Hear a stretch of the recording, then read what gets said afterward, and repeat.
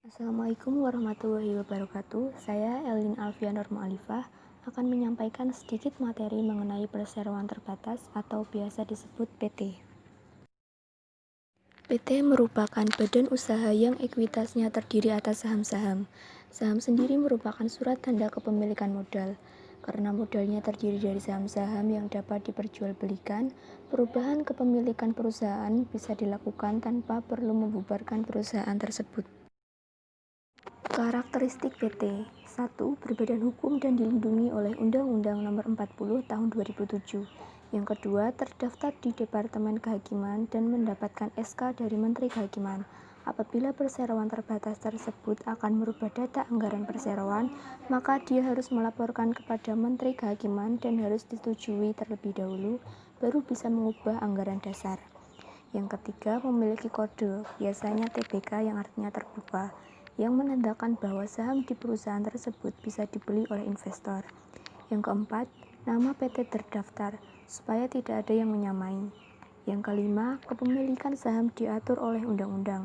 Dan yang keenam, terdapat pemisahan harta kekayaan pribadi yang jelas.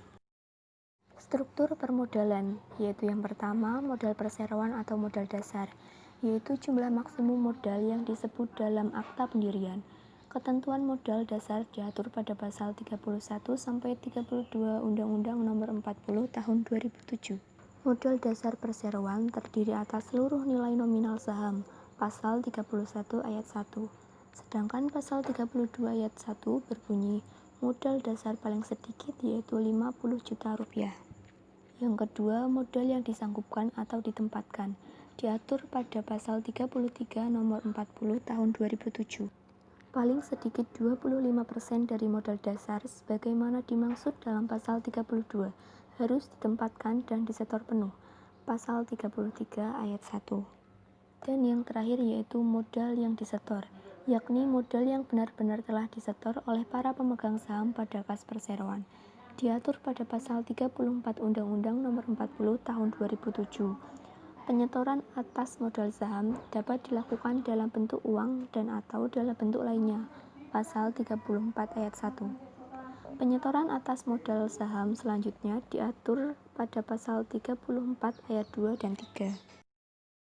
Jenis-jenis saham yang pertama yaitu saham atau sero atas nama, yaitu nama persero ditulis di atas surat sero setelah didaftarkan dalam buku perseroan terbatas sebagai persero.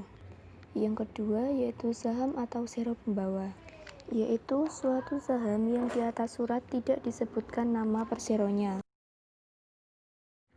Ada pula saham yang ditinjau dari hak-haknya, yaitu yang pertama, saham atau sero biasa, yaitu sero yang haknya memperoleh keuntungan atau dividen yang sama sesuai dengan yang ditetapkan oleh rapat umum pemegang saham.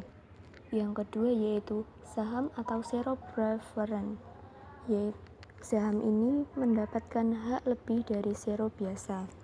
Lalu yang ketiga ada saham atau sero kumulatif preferen.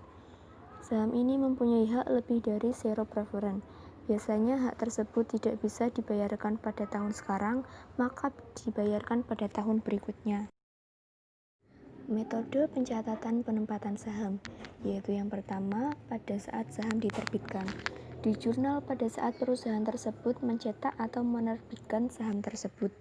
Lalu yang kedua, pada saat penempatan saham di jurnal pada saat saham tersebut ditempatkan.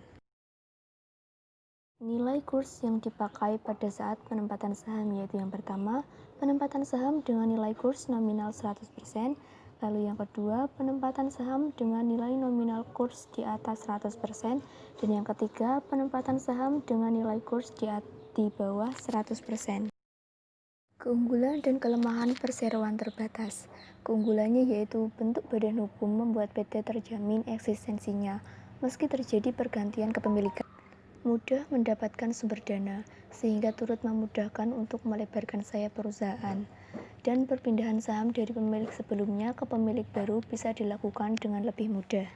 Sedangkan kelemahannya yaitu butuh dana besar untuk mendirikannya. Proses pendiriannya cenderung rumit, dan terkadang transparansi tidak terjadi terlebih yang berkaitan dengan angka profit.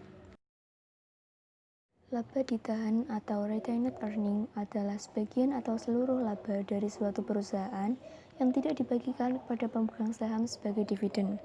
Laba ditahan merupakan modal perseroan terbatas yang tidak dibagikan atau yang berasal dari laba perusahaan dalam satu periode.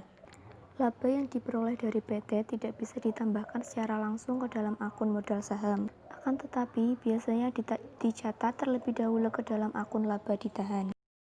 Manfaat laba ditahan: 1. Untuk pembagian dividen. 2. Penutupan kerugian. Dan yang ketiga, cadangan untuk tujuan. Macam-macam dividen, diantaranya yaitu 1. Dividen tunai. 2. Dividen aset selain kas. 3. Dividen saham. 4. Dividen utang. Dan yang kelima, dividen likuidasi.